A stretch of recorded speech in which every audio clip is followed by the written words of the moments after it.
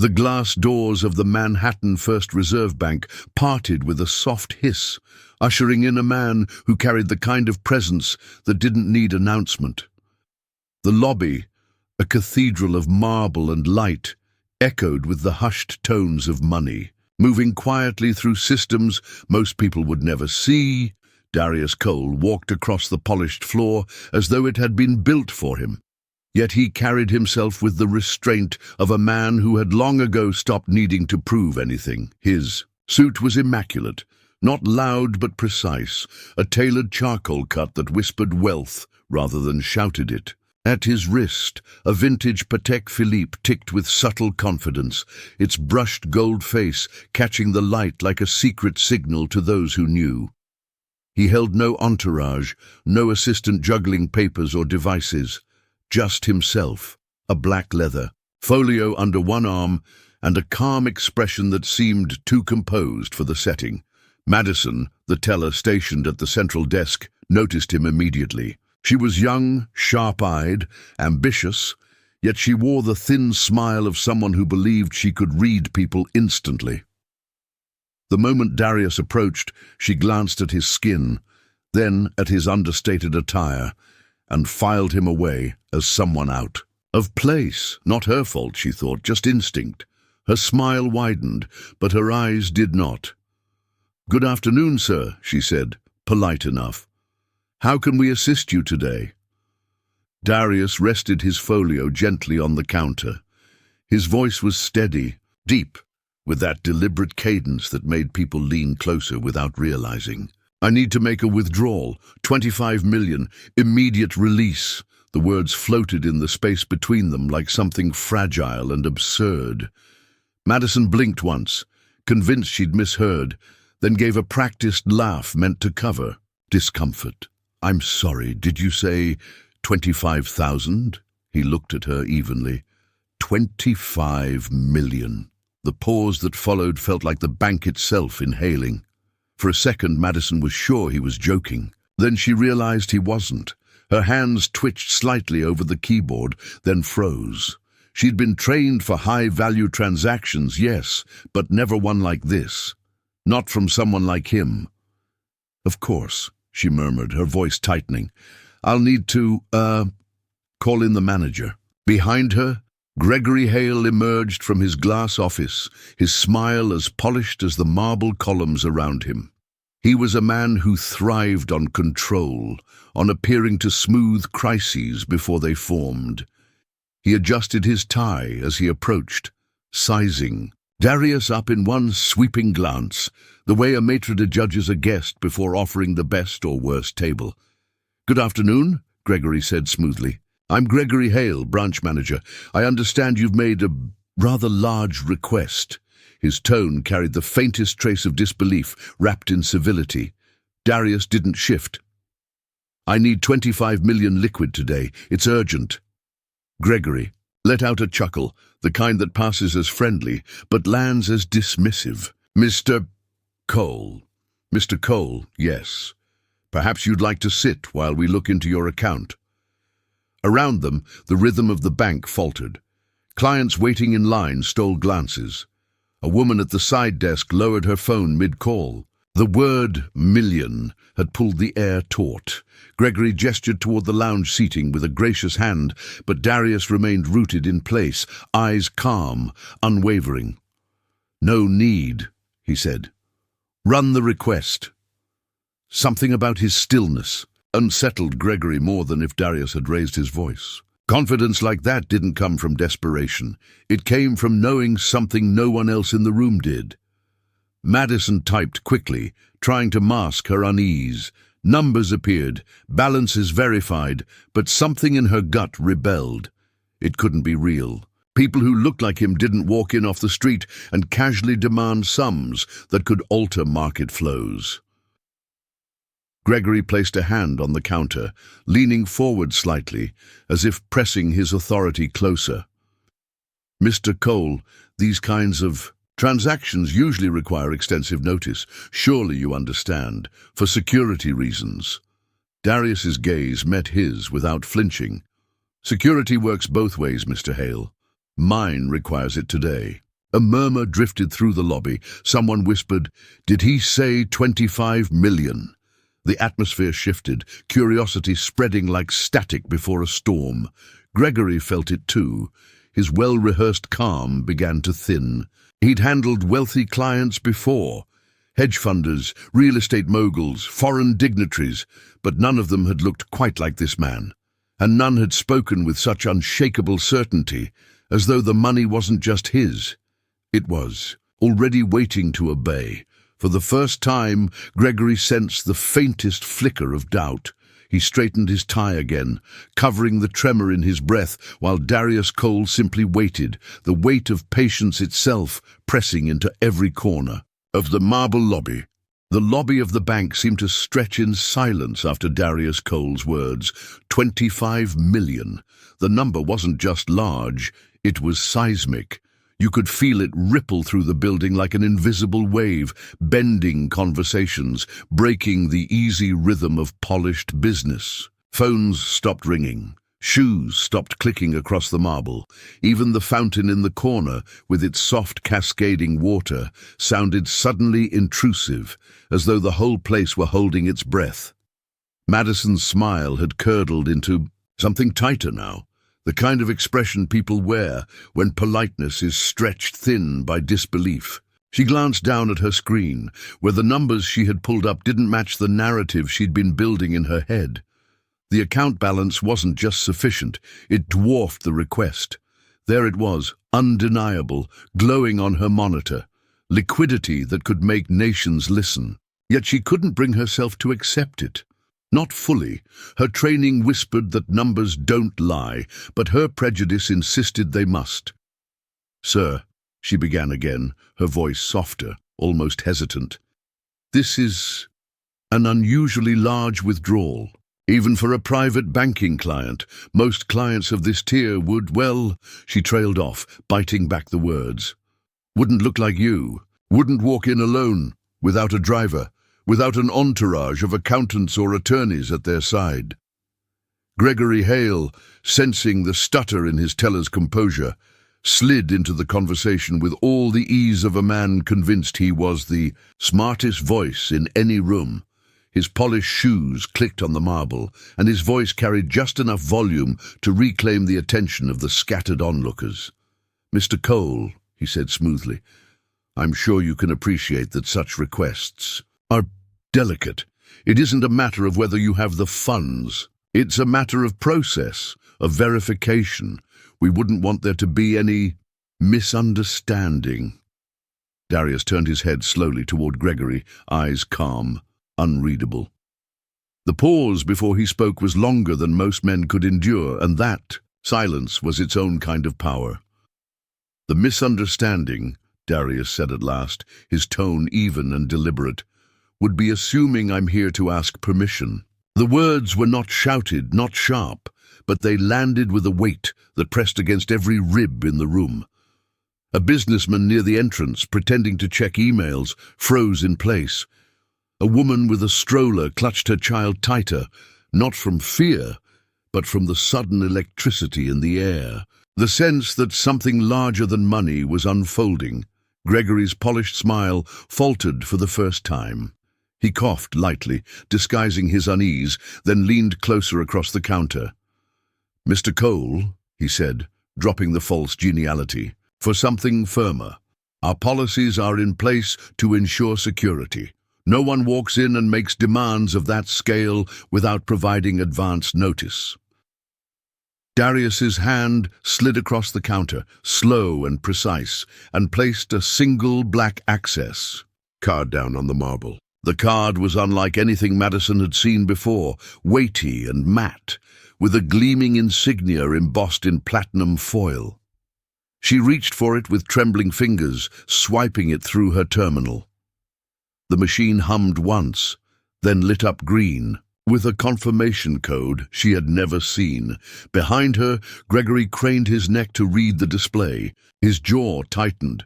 The account didn't just have 25 million, it had 9 figures sitting liquid, untouched, like an ocean behind a dam. "Process it," Darius said again, softer this time, as if daring them to refuse. Madison glanced at Gregory, silently pleading for guidance. Gregory felt the weight of the lobby pressing in on him. Every eye, every whisper, every phone discreetly angled to record. This was no longer a private transaction. This was theater, and the audience was growing restless. Still, his ego wouldn't yield. "Mr. Cole," he said, attempting one last mask of authority, "you must understand, it's not common practice for clients." Darius leaned forward then, his presence suddenly commanding in a way that stripped Gregory of his rehearsed confidence. "Do I strike you as a common client?" His voice cut the space cleanly, and the lobby fell into absolute stillness. The silence was broken only by the faint buzz of Madison's monitor as the authorization pinged again, an impatient reminder from the system itself. Darius didn't break his gaze. He stood tall, patient, as though he had all the time in the world, yet every second of his composure magnified the tension. Gregory swallowed hard, beads of sweat forming at his temples despite the lobby's chilled air. He wasn't just doubting now. He was afraid, because men who moved money like this didn't argue, they didn't explain, they didn't negotiate, they simply commanded, and the world bent around them. The whisper spread faster this time, louder, carried from one guest to another like wildfire. "He's serious. It's real. 25 million. And Darius Cole, without raising his voice, without moving more than the space of a breath, had shifted the center of gravity in the bank. What began as skepticism had transformed into the first trembling recognition that they weren't questioning a man's request. They were questioning the authority of someone who just might own the very walls around them. The marble lobby had become a stage, and Darius Cole was the quiet center of gravity around which everything now spun. Phones tilted higher, whispers sharpened, and the air carried a tension that clung to skin like static. Madison stared at her screen as though it might save her. Gregory Hale adjusted his tie again, the nervous tick of a man trying to anchor himself in the storm. "Mr. Cole," Gregory began, his voice pitched with forced authority, "these kinds of requests aren't processed casually. Even if your account reflects the funds, there are layers of verification, protocols, compliance officers, federal reporting. You understand, of course." Darius's eyes didn't waver. He stood with the posture of someone accustomed to waiting in courtrooms, waiting in negotiations, waiting in the long corridors of history for justice that never came quickly enough. He knew the cadence of men like Gregory Hale.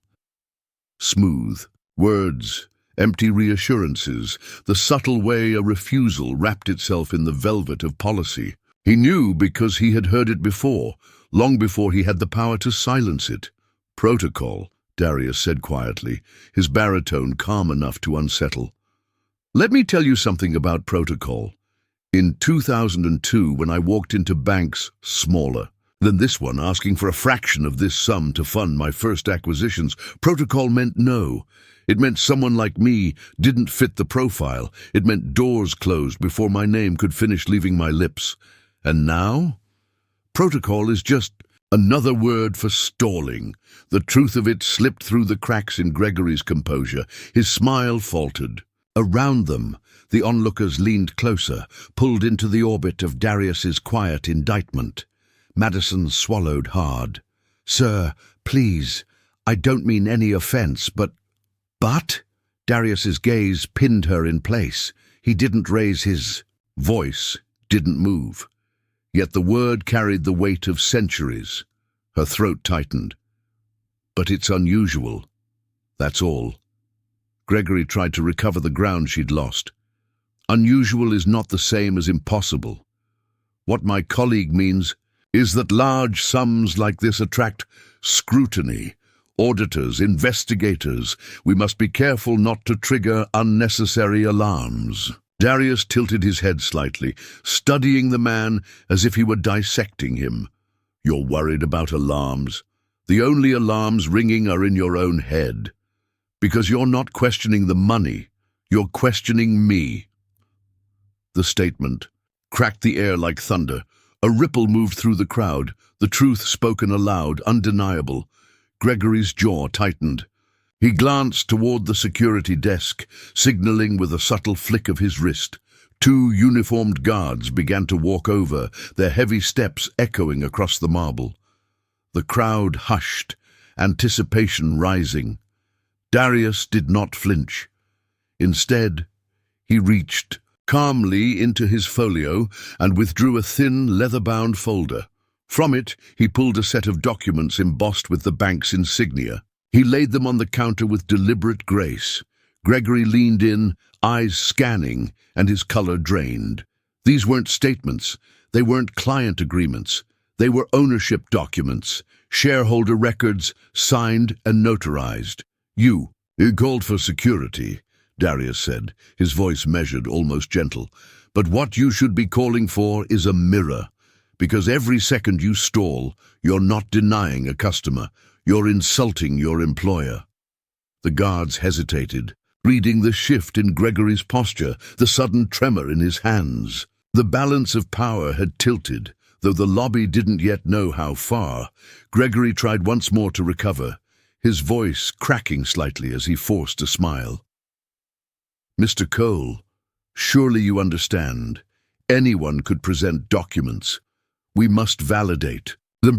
Authentication takes time. Time is what I don't have," Darius said. His eyes cut briefly to the Rolexes on the wrists of nearby spectators, to the clock above the vault, to the phone in his own pocket that had buzzed twice with messages he hadn't yet answered. Each second lost was millions in a deal waiting for his signature. Each second wasted by their disbelief was an insult. The silence stretched until it bent. The tension in the lobby was no longer curiosity. It was electricity. People began recording openly now. The cameras weren't just witnesses anymore. They were amplifiers. The narrative was leaving the bank walls, slipping into the bloodstream of social media, primed to ignite. And Gregory Hale, for all his practiced polish, was standing on the edge of humiliation, though he couldn't yet see how far the drop would be.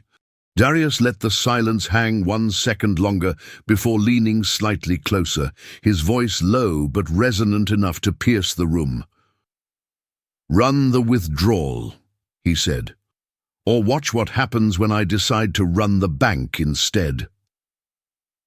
The words hit with the force of prophecy, a line so sharp it cleaved the air. Even the guards stopped mid-step, caught between orders and awe. Gregory froze, his mouth half open, and in that suspended moment the marble lobby belonged to Darius Cole. The lobby had transformed into something unrecognizable. What had once been a quiet cathedral of wealth, a place where transactions, whispered through polished glass and velvet silence, was now a theater humming with tension.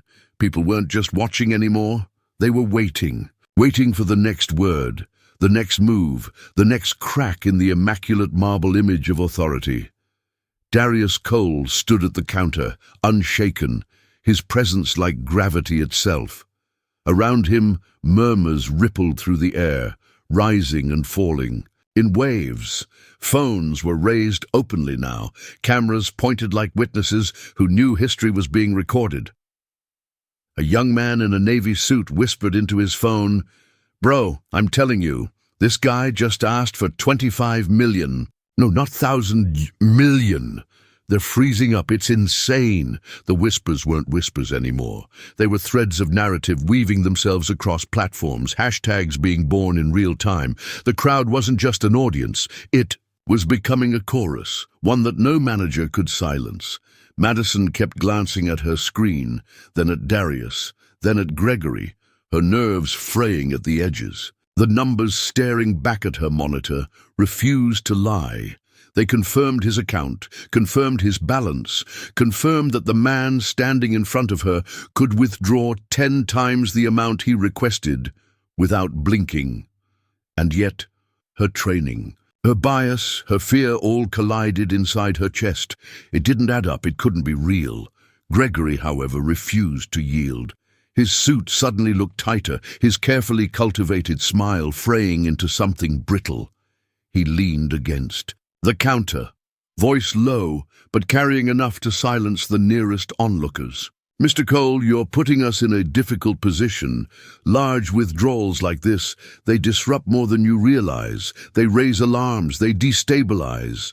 Surely you wouldn't want to—" "Disrupt what?" Darius cut in, his tone calm, but razor-sharp. "The flow of your assumptions? The order that says wealth looks one way, moves one way, speaks one way? If this request were made by a man with a different face, a different history, we wouldn't be standing here debating. Humanity disguised as protocol." The words cut clean, slicing through the marble air with surgical precision. A woman near the fountain gasped, covering her mouth. The man with the phone whispered, "Oh my God, he said it!" Gregory tried to push back, but his voice cracked under the weight of eyes upon him. "You're making this personal." "It is personal," Darius said, stepping slightly closer, not with aggression, but with the undeniable weight of truth. "Because wealth is never neutral. Power is never neutral. How you respond to me right now will outlive this lobby. Every camera here, every recording, every whisper, it all carries beyond these walls. Do you feel it, Gregory? Do you feel how small this room just became?" The crowd's murmurs swelled. It was no longer scattered whispers. It was a tide. "Why? Aren't they giving him the money? He literally has it. Look at their faces. This feels wrong. This feels racist." The word hung there, spoken by a spectator, caught by a dozen cameras, transmitted instantly to 1,000 screens. Racist. The label Gregory had silently feared was now blooming across the digital horizon. One of the guards shifted uneasily, his hand hovering near his radio, his gaze flicking nervously between his manager and the man commanding the room with nothing more than stillness. Gregory cleared his throat, searching for a way back to control. "Mr. Cole, please," lowering your voice. "I haven't raised it," Darius interrupted, his tone steady, almost gentle. That gentleness was what made the words sting. "And yet you're trembling. Ask yourself why," the crowd murmured. Again, louder this time, emboldened by his calm.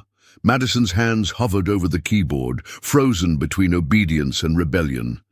She looked like someone standing at the edge of a cliff, terrified to jump, but more terrified of standing still. Then it happened. A buzz. The sound came from Darius's pocket.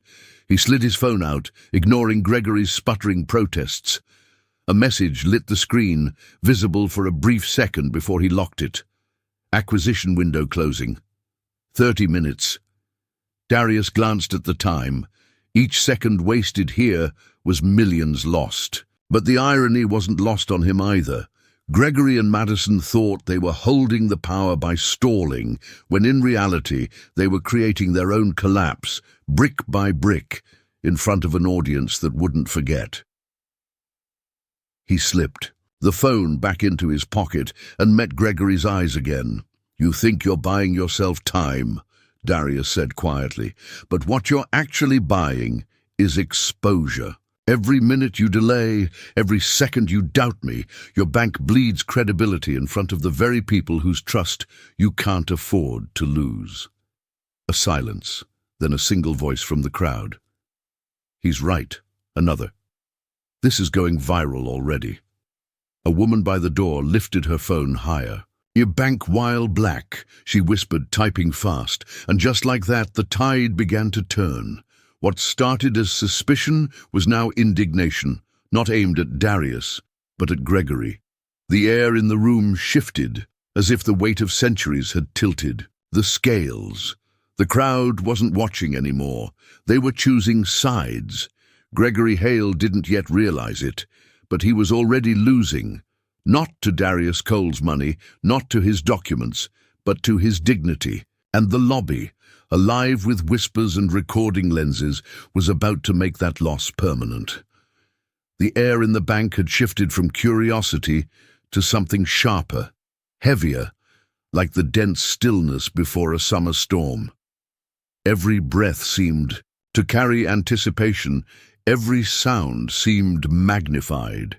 Even the fountain at the far end of the lobby felt intrusive now, its gentle splashes mocking the tension that filled the room. Gregory Hale's smile had disappeared completely. What lingered on his face was something more dangerous, a mixture of irritation and fear.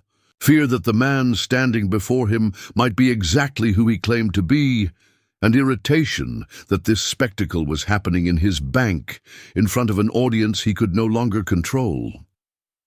"Mr. Cole," Gregory said, his voice tightening, "I've been patient, but you need to understand that banks aren't playgrounds for dramatic gestures. Requests of this size are unusual, and people like you don't usually—" The words were out before he could stop himself. "People like you?" The phrase sliced through the marble lobby like a blade. The crowd stiffened, phones were raised higher. Madison's eyes widened in shock, though she tried to mask it with a nervous swallow. Gregory froze mid-sentence, realizing the mistake, but it was too late. The words hung there, exposed, poisonous. Darius didn't move for a moment. He simply stood still, his dark eyes fixed on Gregory as though the weight of centuries stared through him. His silence wasn't weakness, it was power. Every heartbeat that passed deepened the shame of those three words. "People like you."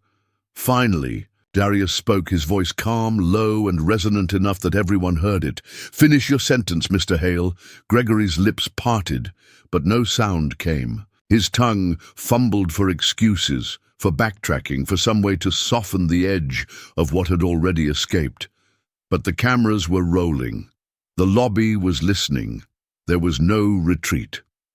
"Go on," Darius said, leaning slightly forward. "Tell us all. What do people like me usually do?" A gasp rippled through the crowd. Someone near the back whispered, "Oh my God." Another voice said louder, "He really said that." The murmur built like waves crashing against stone, the noise of indignation swelling until it felt alive. Gregory's face flushed red, but he doubled down, desperate to salvage his authority.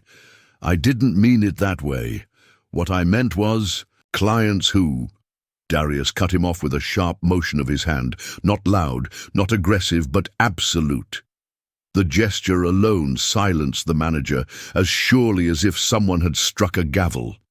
"You meant it exactly the way it sounded," Darius said, his voice steady, controlled, and devastatingly precise. "And the difference between us, Gregory, is that you still think this room belongs to you."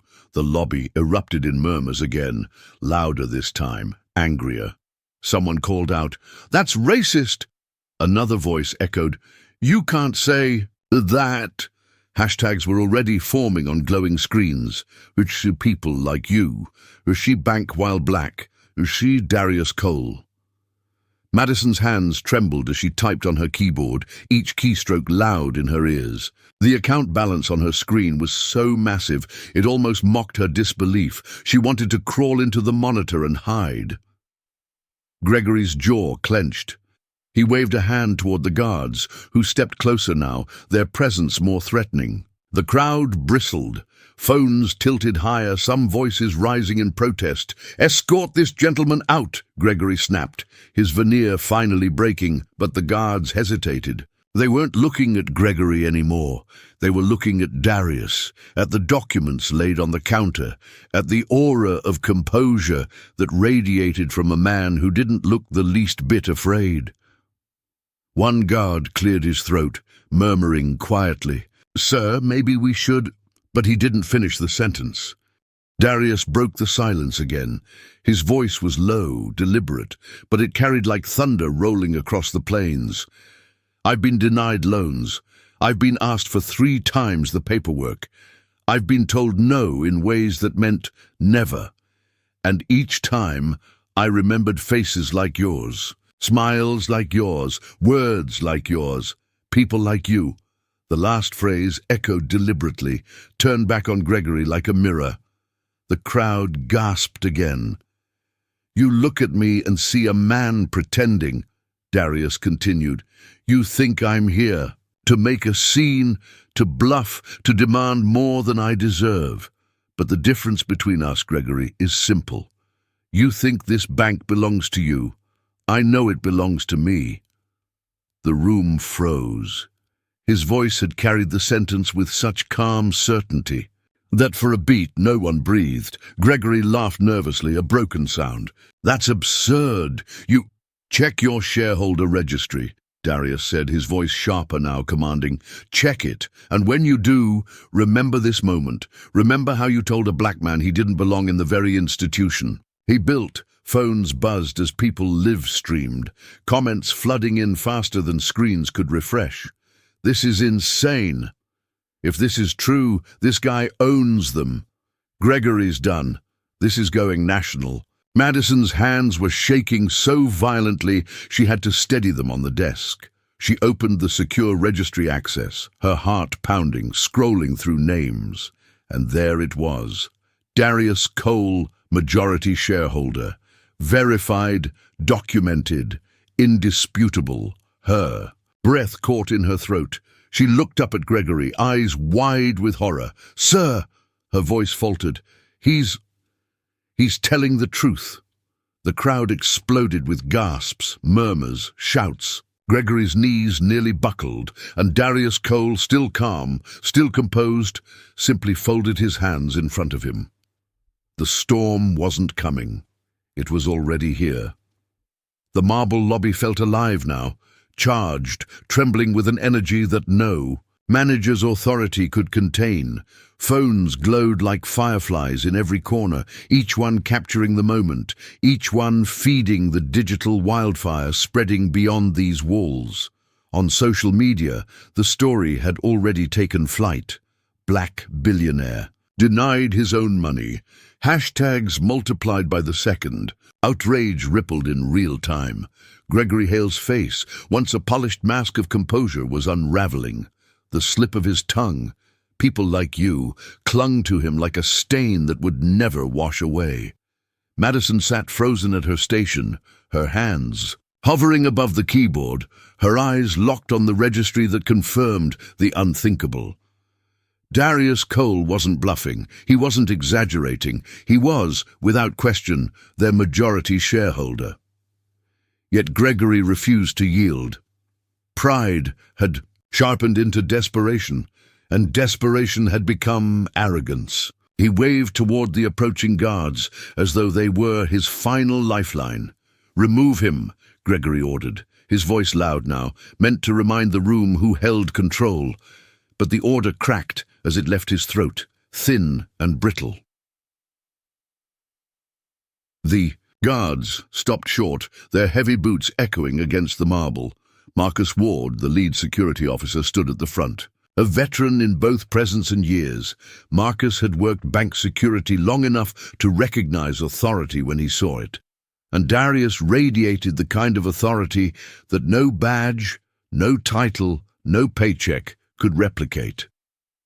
"Mr. Hale," Marcus said, slowly, his deep voice carrying across the hushed lobby, "before we do anything, we need clarity. Who exactly is Mr. Cole?" Gregory bristled. "A disruptive customer who needs to leave." Madison's voice cracked as she spoke up, eyes still glued to her monitor. "That's not true. He's on the registry. Sir, he's the majority shareholder." The words dropped into the lobby like a stone into still water. Gasps rippled outward. People shifted, murmuring, their disbelief mixing with indignation. Phones rose higher. Gregory's face drained of color. "That's confidential information," he snapped at Madison, his voice trembling. "You're breaching policy." "No," Darius said, his calm tone slicing through Gregory's panic. "She's telling the truth, and the truth, Mr. Hale, doesn't need your permission to exist." The crowd erupted. Someone shouted, "He owns the bank." Another voice followed, "You just tried to throw out your own boss." Marcus's eyes flicked from Darius to Gregory, then back again. His instincts told him everything his training never had. The guards shifted, uncertain, the tension thick enough to choke. "Mr. Hale," Marcus said carefully. If this man is who she says he is, we have a bigger problem than a withdrawal, Gregory snapped, his voice cracking with fury. No, this is my branch. I am in control here, not him, not control. Darius's voice finally rose, not in anger, but in resonance. It boomed softly, steady as a drumbeat. Control is earned, Gregory, not proclaimed. And the irony is, in your desperation to prove you hold it, you've revealed just how little you have. The silence that followed was electric. Even the fountain seemed to hush. Darius stepped closer, his polished shoes echoing against the marble floor, his eyes locked on Gregory's. You called security to remove me, but look around, Gregory. Do they look ready to move, or do they look ready to listen? The guards stiffened, caught between duty and truth. Marcus swallowed hard, then turned deliberately toward Darius. Mr. Cole, can you verify your position? Here. Without breaking his gaze from Gregory, Darius reached once more into his folio and pulled out another document. This one heavier, stamped with gold embossing and the signatures of the bank's board. He slid it across the counter, the paper whispering against marble like a blade being unsheathed. Gregory reached for it, his hand trembling. He scanned the text, his lips moving silently over the words he didn't want to read. Chairman of the board, majority shareholder, executive rights of override. The manager's hands shook so badly that the paper slipped from his grasp and fluttered to the floor. Madison bent down, scooped it up, and held it reverently, as though it were a sacred text. Her eyes darted to Darius, then to the crowd. He's not just a shareholder, she whispered. He's the chairman. The lobby erupted again. The words flew through the air like sparks. Chairman, owner, CEO. The crowd was no longer murmuring. They were shouting, clapping, capturing every second. Gregory staggered back, pale as stone. This isn't possible. Darius finally smiled, but it wasn't a smile of triumph. It was one of inevitability. It's not only possible, it's reality. And the reality, Gregory, is that you just tried to deny, humiliate, and remove the man who signs your paycheck.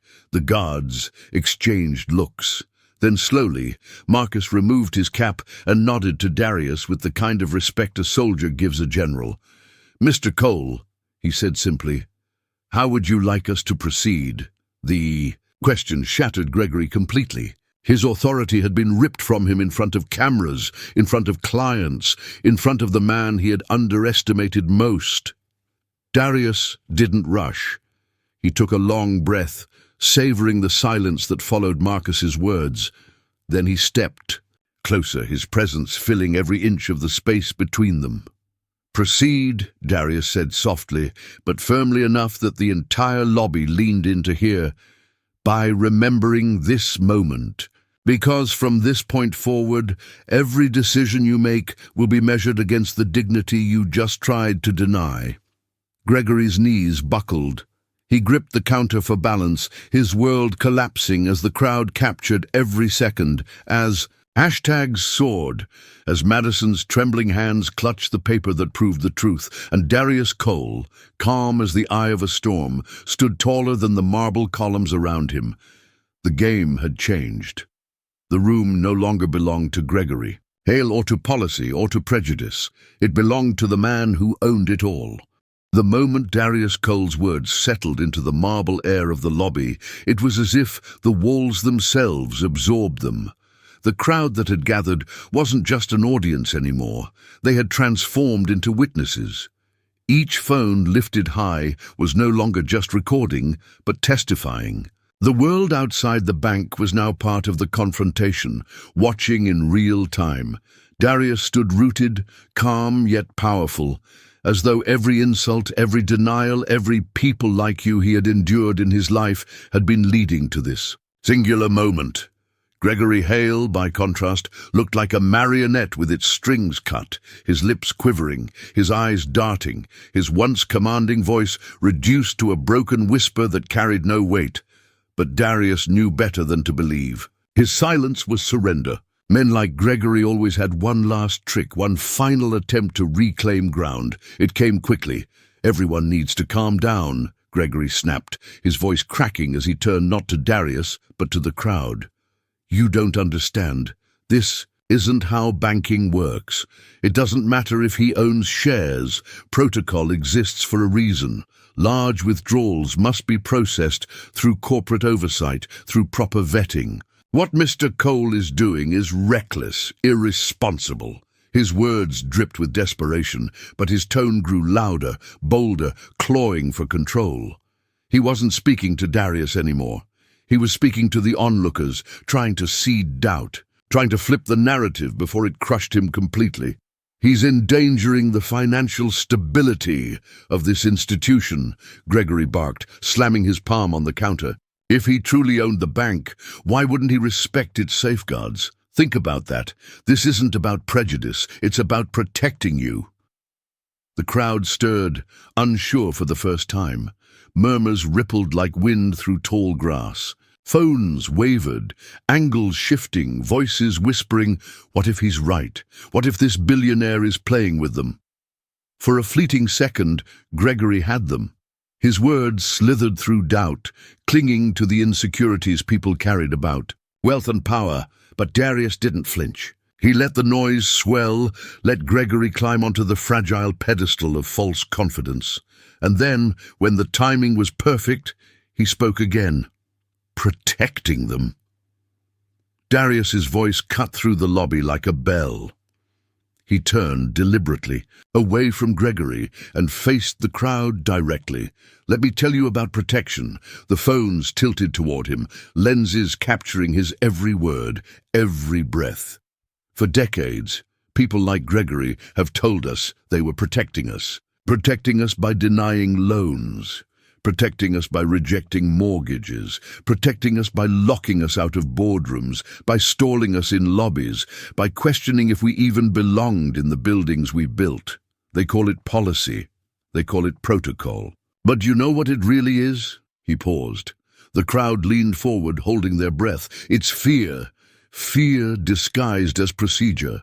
The words detonated. Applause broke out in pockets. Shouts of "That's right" rose above the tension. Hashtags poured out of the crowd. "Use fear disguised as procedure. Banking while black. Darius Cole." Gregory's face burned crimson, but Darius wasn't finished. He stepped forward, commanding the floor like a preacher at a pulpit. "You've watched it. Some of you have lived it. The bank says the system protects you, but the system has never protected you. It protects itself. It protects people like Gregory Hale." His eyes snapped back to the manager, pinning him with the weight of centuries. "And it protects them at the cost of people like me." The lobby erupted again. This time, the crowd wasn't divided. They were with him, entirely. Gregory's last defense crumbled. His voice cracked as he shouted over the noise, "You're manipulating them. This is mob hysteria." He turned desperately toward Marcus, the head of security. "Shut this down! Remove him now!" But Marcus didn't move. Neither did the guards. Instead, Marcus's eyes were steady, unwavering, his voice low but powerful. "Mr. Hale, I think you need to step back." The crowd roared at those words. "Step back!" Gregory spun on him. "What? Are you out of your mind? He's your boss," Marcus said firmly. "And the more you fight it, the worse this looks for you." Gregory's knees wavered. His suit clung to him as sweat dampened the fabric. Still, desperation drove him forward. He jabbed a finger at Darius, his voice cracking. "This isn't over. You may own shares, you may even sit in some boardroom, but you don't own me. You don't own my branch." Darius stepped forward. Again, slow, deliberate, his eyes locked on Gregory's like a hawk circling prey. "You're right," he said, his voice so calm it silenced the room again. "I don't own you, but I do own this bank, and when the dust settles, Gregory, the question won't be whether I belong here. It will be whether you do." The line hit like a hammer. Phones shook as people shouted, screamed, clapped. The crowd was no longer just watching. They were part of the story now, amplifying it. carrying it out into the digital world where it was trending faster than wildfire, and Gregory Hale, drenched in sweat, shaking with rage and fear, suddenly realized the truth. He was no longer the manager of this branch. He was the spectacle, the villain, the man whose name would soon be plastered across every headline in America. Darius turned his back on Gregory without another word, the ultimate dismissal, and looked to Marcus. "I'll be withdrawing my funds now." Marcus nodded once. "Yes, sir." And with that, the balance of power in the room shifted completely. The man they had doubted, the man they had tried to humiliate, now stood at the center of a storm that was about to change everything, not just for him, but for everyone watching. The marble lobby had turned into a theater, and the world was watching. But as Darius Cole stood calm and resolute at the center, he knew this was only the opening act. The real war would not be fought in the whispers of the crowd or the chants echoing through the bank's cavernous walls. It would erupt in the boardrooms, in the skyscraper offices where money whispered louder than truth, where Gregory Hale still believed allies waited to protect him. For now, however, the scene refused to loosen its grip. Madison, pale and trembling, began typing furiously, processing the withdrawal under Darius's watchful gaze. The numbers on her screen looked unreal. $25 million ready to move. But every keystroke felt like a hammer strike against Gregory's fragile authority. Gregory, though broken in front of the crowd, wasn't finished. He stepped back, his voice dropping to a hiss as he pulled out his phone. "This is far from over," he muttered, fingers flying over the screen. He wasn't just calling for help. He was calling for rescue. From the very people who had propped him up for years, the higher echelons of the bank, the board Darius chaired, the same men who still thought shareholder meant something to be tolerated, not respected. Within minutes, the bank's private conference line buzzed to life.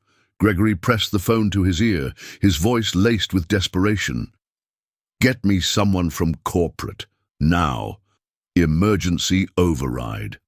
Darius heard every word, and he let him speak, let him grovel, because this wasn't just about a withdrawal, it was about stripping away Gregory's illusions. The call connected. Gregory's voice shot up in pitch. "Yes, this is Gregory Hale, branch manager, Manhattan flagship. We have a situation. Cole is here, demanding $25 million in cash withdrawal. Yes, that Cole. He's causing chaos, threatening the integrity of this institution." Every syllable dripped venom. He painted Darius as a liability, a reckless tyrant. He didn't just want to stall the withdrawal, he wanted to trigger panic in the hierarchy above. But the call wasn't private. Not anymore. Madison's screen flashed, the automated system routing calls through the internal record. Darius motioned with his hand, and Madison, hesitant at first, tapped a key. The speaker came alive. Gregory's voice, and the voice on the other end, spilled out into the lobby for everyone to hear. "Mr. Hale," the executive's voice crackled, clipped and dismissive, "you're saying Mr. Cole is requesting funds, as in Darius Cole, the majority shareholder. Yes, and he's destabilizing everything here. We can't simply hand him that kind of capital without oversight. He's Gregory." The voice cut him off, cold as steel. "Do you understand who you're speaking about? Mr. Cole isn't just a shareholder. He's your chairman. He's our chairman." The crowd gasped. Gregory's face collapsed, his knuckles whitening around the phone. "You don't override the man who owns the company," the executive continued. "You comply immediately, or you'll be explaining to the board why you thought protocol was more important than survival." The line went dead. The silence that followed was deafening. Gregory's lifeline had become his noose. His hands trembled. As he lowered the phone, eyes wide, lips parted, but no sound escaping. Darius stepped forward, his voice low, meant only for Gregory but powerful enough for everyone to hear. You thought they'd protect you. That's what arrogance does. It convinces you that your small power is greater than the truth. But the truth, Gregory, is that the people above you never saw you as indispensable. And now, neither does anyone else. Gregory's chest heaved. His suit clung with sweat. The man who once commanded the lobby now looked like an exile in his own kingdom. But Darius wasn't finished. He turned back to the crowd, raising his voice. You've all seen it with your own eyes, the policies they hide behind, the arrogance they wield, and the moment they're confronted with truth, what happens? They collapse, because the system was never designed to serve you. It was designed to serve them, and the moment you challenge it, you realize how fragile it truly is. The lobby erupted into thunderous applause, a chorus of voices demanding justice, shouting Darius's name, chanting words that would soon echo across every screen in America. Outside, news vans had begun to line the curb. Anchors prepared their microphones. Social media had already declared Darius Cole a symbol of resistance, of justice, of the fight against the arrogance of institutions that pretended to be untouchable.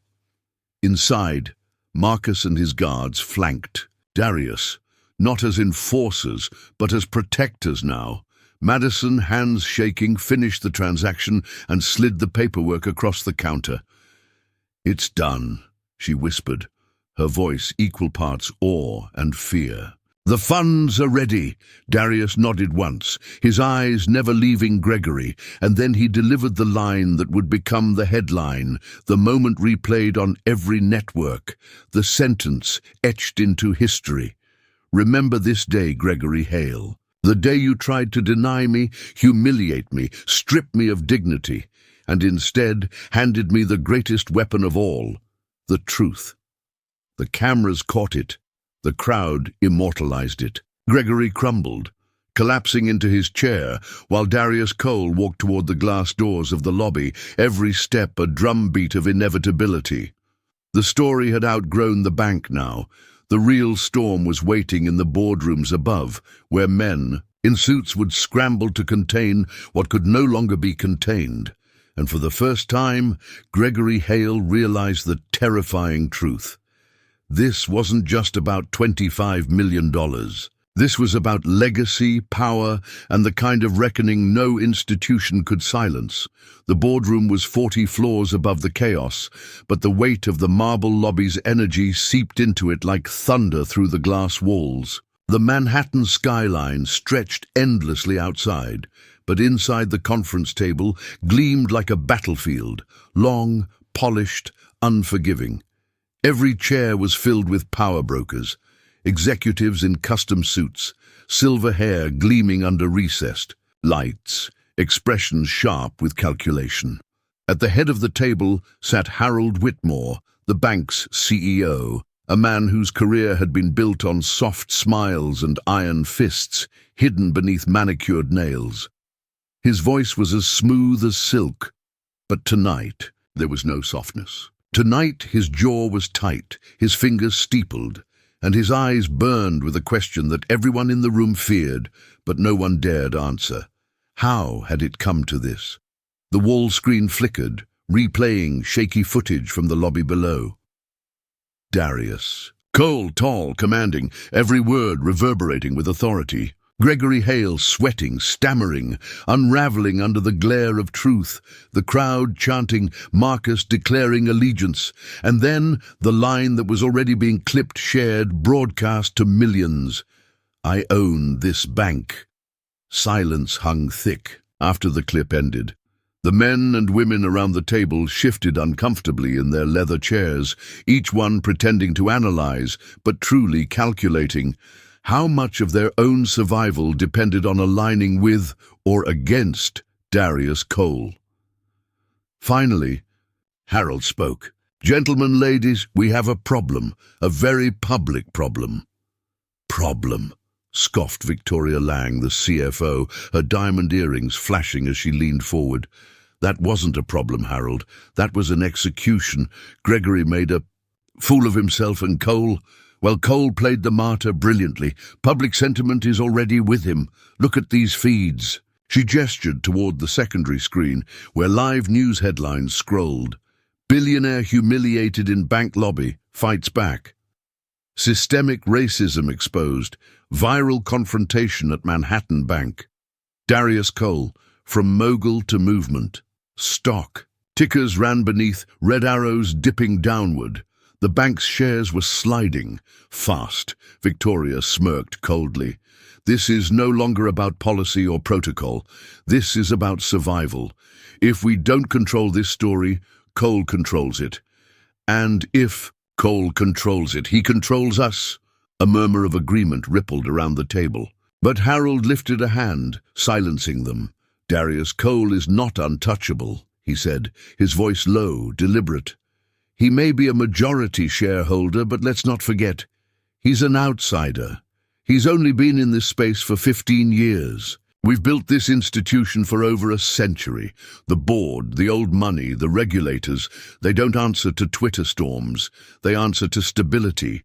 And if we paint Cole as a destabilizer, someone willing to risk collapse for theatrics, then we've got him cornered. The room nodded. It was the oldest play in the book, turning strength into a weapon against itself. But one man at the far end shifted uncomfortably. Leonard Price, the bank's general counsel, cleared his throat. His was not the voice of charisma, but of cold, legal precision. With respect, Harold, I don't think you understand what just happened downstairs. This wasn't a stunt. This wasn't theatrics. This was a man claiming his rightful authority and doing it in a way the world can't ignore. You can call him reckless, you can call him destabilizing, but the truth is, for the first time in history, the public doesn't care what we call him. They've already chosen their side. Harold's gaze sharpened. And what side are you? On Leonard, the room froze. Leonard met his eyes steady, unblinking. The side that keeps us from burning to the ground. The silence that followed was suffocating. Every executive in the room was suddenly aware of the divide forming, the tectonic shift underfoot. Align with Cole and perhaps ride the wave of a new era. Stand against him and risk being remembered as the villains who clung to power until it destroyed them. Victoria broke the tension, her tone sharp. Leonard's right about one thing. The public isn't with us, but the public doesn't decide policy. Regulators do, investors do, and if we start digging, if we scrutinize Cole's holdings, his acquisitions, his international dealings, I guarantee we'll find cracks. Everyone has cracks. Her words hung like daggers. Be careful, Leonard warned, his voice taut. You go after Cole now, after what the world has seen, and it won't look like due diligence. It'll look like retaliation. It'll look like fear. And fear, Harold said coolly, is the one thing we can still weaponize. The debate spiraled, voices overlapping, power shifting like shadows. Half the board wanted to destroy Darius before he consolidated more power. The other half wanted to placate him, to fold him into their inner circle before he turned his influence outward. And in the midst of it all, Harold's phone buzzed. A private alert. He glanced at the screen, and for the first time his mask slipped, his jaw clenched. The alert wasn't from an aide or from Gregory or even from a regulator. It was from the President of the United States. A single-line message: we need to talk about Darius Cole. The boardroom fell silent as Harold set the phone down, the words unspoken yet heavy in the air. This wasn't just about a bank anymore. It wasn't even just about Wall Street. This was about the balance of power at the highest levels of the nation. And for the first time in his career, Harold Whitmore felt the faint chill of being outmatched. The storm had escaped the marble lobby and was now tearing across the globe. By morning, every news channel carried the same grainy footage of Darius Cole standing in that bank, his voice cutting through the air like a blade. I own this bank. The phrase had already become legend. Hashtags blazed across Twitter, TikTok reels replayed the moment with dramatic soundtracks, and late-night hosts were dissecting it with both awe and satire. But the real story wasn't just the footage, it was what it unlocked. For millions of people, Darius's stand wasn't about one billionaire's money. It was about every door slammed shut in their face, every suspicion cast on their worth, every moment of silent humiliation at the hands of people who thought power excused prejudice. Cable news ran debates non-stop. One anchor on CNN leaned forward, fire in her eyes. This isn't just about finance. This is about the audacity of a man who dared to demand dignity in a space built to deny him. On Fox, a commentator scoffed, "Let's be clear, this is a calculated stunt. A man grandstanding, weaponizing race, and destabilizing confidence in our financial institutions." The split was predictable, but what nobody predicted was the speed. Darius Cole had become more than a businessman. He was becoming a movement. Across Harlem, Atlanta, Chicago, Oakland, murals began appearing overnight. Darius's face painted in bold strokes, the words, "I own this bank," tagged beneath like a war cry. Protesters gathered outside bank branches nationwide, chanting his name, demanding reform, calling for the resignation of Gregory Hale and even Harold Whitmore himself. Inside his penthouse, Darius stood before floor-to-ceiling windows overlooking Manhattan. The skyline stretched endlessly, but for the first time in years, it felt smaller than him. He wasn't smiling. He wasn't basking in glory. His eyes were steady, calculating. He understood exactly what was happening. Marcus entered quietly, his ever-loyal head of security now doubling as his shadow. "They're saying you lit a match," he muttered, dropping a tablet on the table. "But this looks like wildfire." The tablet flashed with headlines, "Cole for Congress." Could a billionaire spark the next civil rights movement? Banks on the brink, how one man shook the system. Darius read them silently, then set the tablet aside. "This was never about fire," he said softly. "It's about light. Once people see what's real, they can't unsee it." But even as his words carried conviction, Marcus leaned closer. "And what about the other side? You think Harold and his people are going to sit back while you rewrite the story? They're not just bruised, they're cornered. And a cornered animal."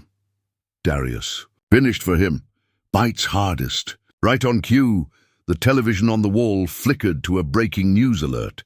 Harold Whitmore, pristine in his tailored navy suit, stood at a podium in the bank's press headquarters. His voice was smooth, but every word was crafted like a blade.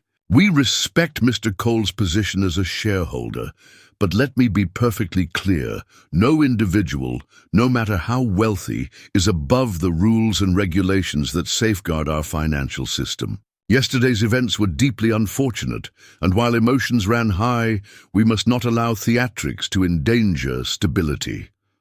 The message was clear. Harold was not apologizing. He was doubling down. Darius watched, his expression unchanging. Marcus cursed under his breath. "He's painting you as reckless, dangerous, like you're some kind of financial insurgent." And Harold wasn't the only one. Within hours, think pieces flooded the internet. Analysts speculated that Darius's companies could face investigations. Lawmakers quietly questioned his influence. Whispers of audits, subpoenas, and regulatory pressure began circling. It was a counterstrike, and it was vicious. But while Harold fought his war in boardrooms and news conferences, the people fought theirs in the streets. Protests swelled, not only in New York but across the country. Some turned into sit-ins inside bank branches, peaceful but powerful demonstrations that shut down operations. Social media only amplified it. Clips of mothers with children, college students, veterans, all standing in lobbies with signs that read, "If he owns the bank, so do we." In Washington, the tremors were felt immediately. Senators gave statements, hearings were proposed. The president himself demanded a private briefing on the situation, aware that this wasn't just about finance, it was about faith in American institutions. By the third day, the world no longer saw Darius Cole as a billionaire. They saw him as a mirror. His struggle was theirs, and in every clip, every headline, every mural, his calm defiance became the symbol of something far greater than wealth. But Darius knew the truth. Symbols were powerful, yes, but dangerous, because once you became one, you were no longer a man. You were a target. Late that night, as the city buzzed with protests and cameras swarmed his building, Darius sat alone in his study. He pulled out an old photo, himself as a boy, standing outside a small credit union in Detroit, clutching his mother's hand as she begged for a loan they never received. The memory was heavy, but it was also fire. He whispered to himself, almost inaudibly, "This is why." And as he slid the photo back into his wallet, his phone buzzed with a private, encrypted message. Just 3 words, unsigned. They are, "Incoming." The war had officially begun. The city outside pulsed with fury and chance, but inside Darius's penthouse, the air was heavy with memory. It wasn't the marble floors or the glass walls or the art worth millions that surrounded him. It was the silence, broken only by the faint hum of the city below. He sat at his desk, the photograph still in his hand, its edges worn, its image fading but never forgotten. A boy no older than 8, clutching his mother's hand outside a credit union in Detroit. That day had carved itself into him. The air back then had smelled of motor oil and rust, the streets pocked with potholes, the sky permanently grey with factory smoke. His mother, Evelyn Cole, wore her one good coat, patched at the elbows but brushed clean, her voice low but steady as she begged the loan officer inside for a chance. Not a handout, just a chance. Darius remembered the man's face, a pale mask of boredom mixed with disdain. He remembered the way the officer's pen clicked against the desk as though his mother's words were an inconvenience. "Insufficient collateral," the man had said without looking her in the eye. He remembered Evelyn's hand squeezing his, shoulder tighter, as if she could anchor herself through him. When they walked back outside, her chin was high, but he saw the truth in her eyes. The truth of a system that had already decided who mattered and who didn't. That night she tucked him into bed and whispered words he'd never forget. "One day, baby, they won't tell you no." It wasn't a promise. It was a prophecy. Now, 40 years later, Darius sat with the same fire in his chest. The protests outside weren't noise. They were an echo of that moment, amplified across generations. His fight wasn't about money. It never had been. It was about rewriting the script his mother had been handed, one where dignity was a luxury and opportunity was rationed out like charity. But as the memories burned, the present clawed its way back in. Marcus stormed into the study, breaking the reverie. "We've got a problem," he said, voice taut. He tossed a tablet onto the desk, the screen already lit with news alerts. Federal regulators had announced a full-scale investigation into Cole Capital Holdings. Subpoenas were being drafted. Anonymous sources whispered to journalists that Darius's offshore accounts, his international partnerships, his every move would now be under a microscope. "This isn't just a probe," Marcus growled. "This is war. They're trying to bury you before you bury them." Darius leaned back in his chair, his jaw tightening. He expected this. The system never yielded without a fight. But beneath the steel of his expression, there was something else. A flicker of sadness, almost. Grief, not for himself, but for the weight of the battle he carried, one his mother never lived to see. "They think I'm afraid of exposure," he said softly, "but I built everything to withstand scrutiny. What they don't understand is, this isn't about me. It's about the millions who've been told insufficient collateral their entire lives. Marcus studied him, the firelight from the desk lamp casting hard shadows across his face. That's noble, D. But noble doesn't. Keep you alive when they're aiming to destroy you. The words lingered, and then another interruption. This time it was Leah, his chief legal counsel, her heels clicking sharply on the floor as she entered. She was breathless, her voice urgent. "Darius, you need to see this." She switched the television to a live broadcast. Harold Whitmore stood flanked by senators, his tone sharp and commanding. "No one individual should wield unchecked influence over our financial system. Mr. Cole's actions are not those of a responsible steward of capital, but of a destabilizing force. We will protect the integrity of this institution at all costs." The Zhao camera panned to the senators nodding gravely, a bipartisan show of force. Behind them, an American flag loomed large. Leah muted the screen. Her voice was low, deliberate. "They're closing ranks, Darius. This isn't just about regulators anymore. This is Washington.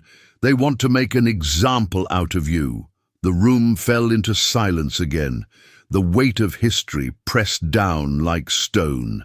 Evelyn's voice echoed in his mind, colliding with the cold present. Darius stood, the leather chair groaning behind him. He walked to the window, the city lights like constellations at his feet. When he finally spoke, his voice was low, but unshakable. "They don't realize they've already lost," Leah frowned. "How do you figure?" "Because they think they're fighting me," he said, turning back toward them. His eyes blazed, his posture commanding. "But I'm just the spark. The fire is out there now, and no subpoena, no smear campaign, no press conference can put it out." For a moment the room was still. Then Marcus's phone buzzed. He glanced down, his face hardening. "It's worse than we thought. Someone leaked your personal accounts. Transactions, investments, all of it. They're moving faster than even we calculated." Darius's lips curved into something between a smile and a grimace. "Good. Let them. Every move they make only proves what I've been saying. This isn't about money, it's about control." But even as he spoke with steel, a knock at the penthouse door echoed like a warning shot. Marcus's hand went instinctively to his concealed weapon. Leah froze. Another knock, louder this time. Marcus whispered, "They're here." And for the first time, the walls of glass around Darius Cole didn't feel like a fortress. They felt like a stage. The knock at the door reverberated through the penthouse like the tolling of a warning bell. It wasn't timid. It wasn't polite. It was heavy, deliberate, meant to announce power. Marcus's hand hovered near his weapon, his instincts screaming. Leah stiffened, her eyes darting toward the entryway, the glow from the television flickering across her tense face. Darius didn't move. He stood by the window, the city's lights casting him in silhouette, his stillness more unnerving than any outburst could have been. The third knock thundered through the apartment. Then came the words, "Federal agents, open the door." The words weren't shouted, but they carried the weight of authority designed to shatter resistance. Marcus cursed under his breath. "They moved faster than we thought," Leah's voice cracked with urgency. "Darius, if they raid this place, the optics alone could bury you. We need to control the narrative." "Quiet." Darius's voice cut across the room, calm, steady. He turned from the window, his eyes locking on the door, as though he had already seen this moment in a dream. Then, with deliberate steps, he walked across the marble floor, each stride echoing like a drumbeat. He reached the door, but didn't open it. Instead, he placed his hand flat against the cold steel, his head tilted slightly as if listening to more than the words outside, listening to the storm history had sent to his doorstep. Finally, he spoke, not to Marcus or Leah, but to the men beyond the door. His voice carried effortlessly, resonating through the silence. "This is Darius Cole. I know why you're here. A pause. The agents outside shifted. The sound of boots scuffing against marble hall floors echoed faintly. You're here because a man dared to walk into a bank and demand his dignity, Darius continued, his tone like molten steel. And because he said 3 words that scared the most powerful men in this country, I own this. Leah's eyes widened. Marcus muttered, But Darius raised a hand, silencing him. You want to serve your papers, drag me in front of cameras, paint me as a criminal? Fine. But understand this. Every second you spend tearing me down, you build something far bigger than me. You build a movement you can't control. His words carried no anger, only a conviction that made the silence afterward feel unbearable. Finally, the agents responded. Their leader's voice was clipped, professional. Mr. Cole, we have a warrant. Please open the door. Darius glanced at Marcus and Leah. He could see the fear in their eyes, but also the trust, the unspoken acknowledgement that whatever happened next would define more than his legacy. It would define theirs. He pressed the security panel. The locks disengaged with a heavy click. The door swung open. 6 agents in dark suits and bulletproof vests filled the doorway. Their presence was overwhelming, their eyes scanning every inch of the penthouse like hawks. The leader, a man with steel-grey hair and a face carved from stone, stepped forward, holding out a folder. Mr. Cole, by order of the Federal Reserve and the Department of Treasury, we are authorized to seize records pertaining to your holdings and freeze accounts pending investigation. Leah inhaled sharply. Marcus's hand twitched near his side. But Darius? He reached out, took the folder calmly, and set it on the nearest table as though it were nothing more than a dinner menu. Then he turned to face the agents, his expression unreadable. You think freezing numbers on a screen stops me? His voice was low now, but sharp as glass. You think locking down accounts is the same as locking down truth. Let me tell you something. You can't freeze people. And right now they're moving faster than any of you can keep up with. The leader's jaw tightened, but he didn't respond. He motioned to his team, who fanned out, cameras strapped to their chests, recording every detail as they began rifling through files, seizing hard drives, scanning devices. The penthouse, usually a sanctuary, now felt invaded, stripped bare. Marcus leaned in close, whispering harshly, This footage, they're going to use it to make you look like a crook. You're giving them exactly what they want. No, Darius replied, his eyes following the agents as they moved through his home. I'm giving the world exactly what it needs. Proof, Leah frowned. Proof of what? That when a man of my stature can be treated like this, no one is safe. Proof that this isn't about justice, it's about power.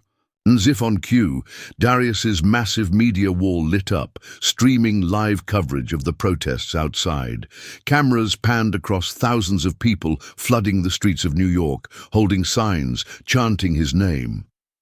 One reporter shouted over the roar of the crowd, "It appears the raid on Darius Cole's residence has only ignited the movement further. What began as outrage over one incident in a Manhattan bank has become something far larger, a reckoning with America's financial system." Marcus stared at the screen, then at Darius. They're outside your door and they're outside their door. You just turned this raid into a spectacle. Darius finally smiled, not a smile of arrogance but of certainty. No, they did. They thought they could silence me with intimidation. Instead, they handed me a megaphone. The agents worked methodically, but their leader was watching Darius now, studying him not as a suspect, but as something else, something he didn't fully understand but couldn't ignore. And in that moment, Darius realized something too. This battle was no longer about acquisitions or withdrawals, not even about him. This was about rewriting the balance of power itself. When the agents finally left taking their boxes and files, the penthouse was quieter than it had ever been. But outside, the chants grew louder, swelling like thunder rolling through the city. Darius stood at the window once more, the skyline alive with the pulse of resistance. He whispered to himself, a promise to his mother, to his people, to history itself. They can freeze accounts, but they can't freeze destiny.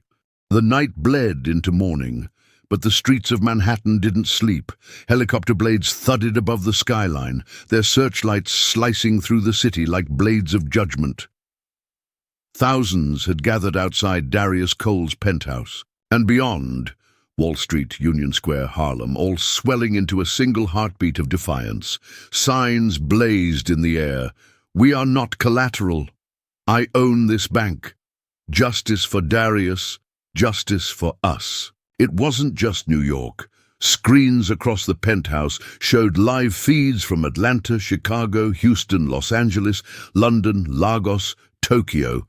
The spark had leapt oceans, igniting a fire global in scale. But as the chants rose, another gathering far more private, far more dangerous, was taking shape across town. Inside a mahogany-paneled boardroom, on the 48th floor of the Federal Exchange Building, Harold Whitmore presided like a king in exile. The room reeked of polished power, crystal decanters, oil paintings of past chairmen, and a chandelier that seemed to mock the world burning outside. Around the long table sat a dozen men and women, titans of banking, corporate chiefs, senators. Flown in under cover of night, their voices clashed like swords, fear cloaked in anger. "This is out of control," barked Senator Aldridge, pounding the table.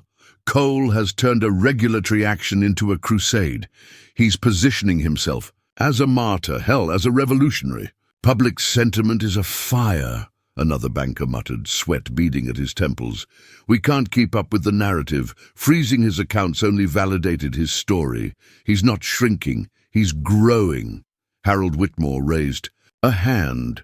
The room fell silent. His voice, when it came, was silk-laced with venom. "Gentlemen, ladies, you mistake noise for power. Crowds chanting in the street may rattle windows, but they do not move markets. We do. And markets, make no mistake, rule nations." The words landed heavy, a reminder of where true levers of control were pulled. But there was unease even here. "Harold, what do you propose?" asked a hedge fund chief, her voice sharp, though her eyes betrayed concern. Whitmore leaned forward, his gaze cutting through the room. "Cole thinks he's untouchable because he's turned himself into a symbol. Symbols can be dismantled, not in the light, but in the shadows."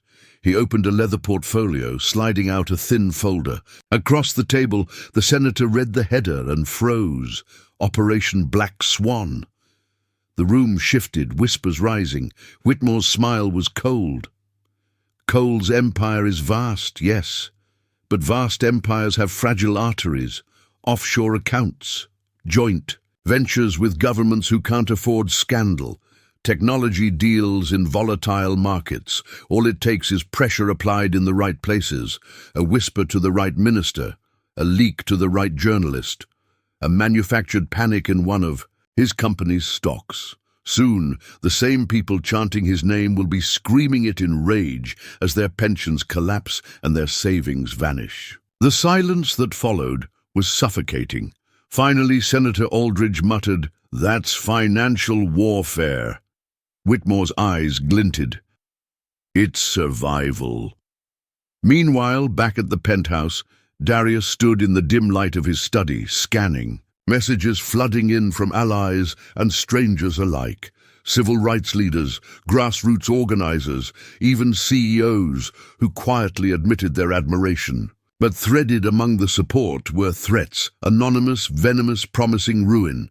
Marcus threw his phone onto the desk. I don't like this.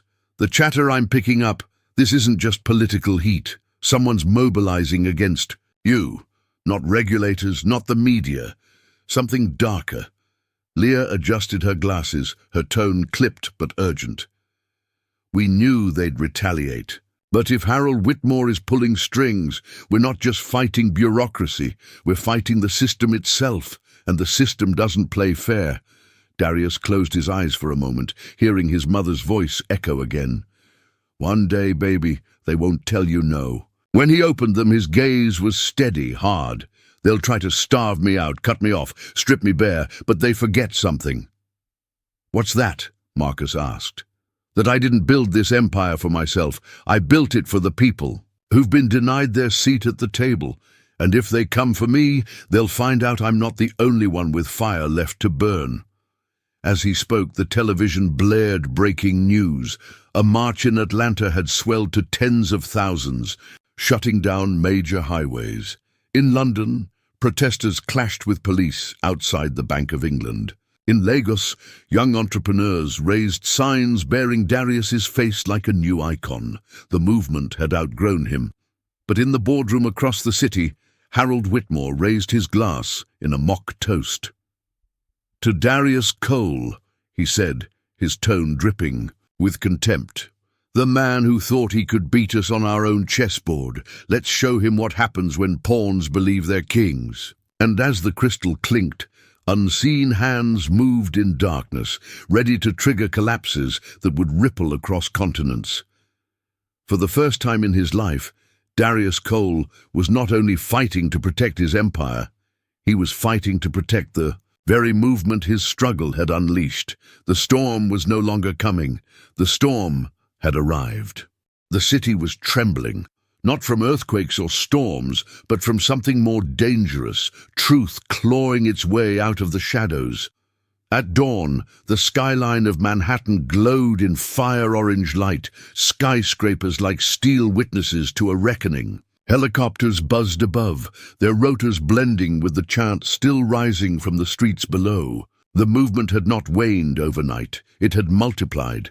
Darius Cole's name was no longer just a headline. It was a battle cry. Inside the penthouse, Darius stood at his desk, staring at the holographic displays projected across the glass surface. Numbers danced, markets plunging, companies collapsing, foreign regulators announcing sudden investigations. His holdings were under siege, every move clearly orchestrated. The fingerprints of Harold Whitmore were all over it, though invisible. To the untrained eye, Marcus paced the room like a caged lion. They're executing precision strikes, D. One shell company at a time, one foreign bank pulling out. It's too coordinated.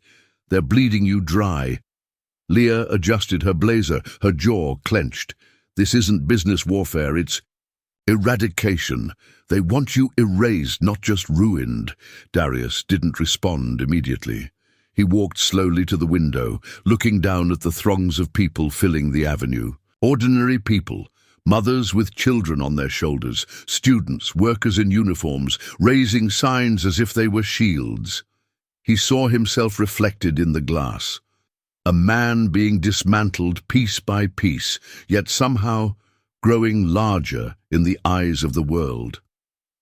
Finally, he spoke. Harold thinks the market is a weapon only he can wield. He forgets I built my empire inside this same machine. He's trying to bury me in shadows, but he's made one mistake. Marcus frowned. And what's that? That I still know. Where the bones are buried. Leah turned sharply. What do you mean? Darius tapped the glass, and a new file opened, a dossier he had kept hidden, even from them. It was filled with encrypted communications, shell company transfers, offshore accounts, evidence Whitmore himself had left behind decades ago during a scandal the world never knew about. Whitmore has spent his life erasing history, but he left a trail, a dirty deal with foreign oil magnates in the 90s, illicit bonds in the crash of '08, cover-ups buried with payoffs, enough to ignite not just a scandal, but a firestorm. Leah's eyes widened. You've had this all along. Insurance, Darius said flatly. I knew the day would come when I'd need to remind them. They don't own the board. Not anymore. Before Marcus could respond, the media wall lit up. Breaking news. Sources confirm that several of Darius Cole's international subsidiaries are collapsing after sudden withdrawals. Analysts speculate this could be the largest coordinated financial strike in modern history. But then, in the same breath, another alert hit the feed. Anonymous leaks revealed confidential documents implicating Harold Whitmore and senior banking officials in decades of corruption and market manipulation. Early reports suggest billions laundered, cover-ups spanning multiple administrations. The room froze. Marcus blinked. What did you just do? Darius allowed himself the faintest smile. I didn't do anything. The people did. I gave them the truth, and the truth is louder than any currency. On the screen, the anchor's voice wavered as more details poured in. Lawmakers were demanding hearings. Protesters outside the Federal Exchange building were surging, chanting Whitmore's name now, not with reverence, but with fury. Global markets were panicking, but not at Darius, at Harold. In that same mahogany boardroom, Whitmore sat with his cabal, watching the leaks spread like wildfire. His hands trembled for the first time in years. This is impossible, he muttered, his mask of control cracking. Across from him, Senator Aldridge's face drained of color. Harold, they have everything. If this sticks, if the public connects you to this, Whitmore slammed his glass down, shattering it against the table. No, I am the system. I built this game. He's just a player. But the fear in the room told another story. The empire was bleeding and its king was cornered. Back in the penthouse, Marcus exhaled slowly, shaking his head in disbelief. You didn't just fight back. You flipped the damn board. Leah, eyes glistening, whispered, You've made him vulnerable. But this isn't the end. He won't go quietly.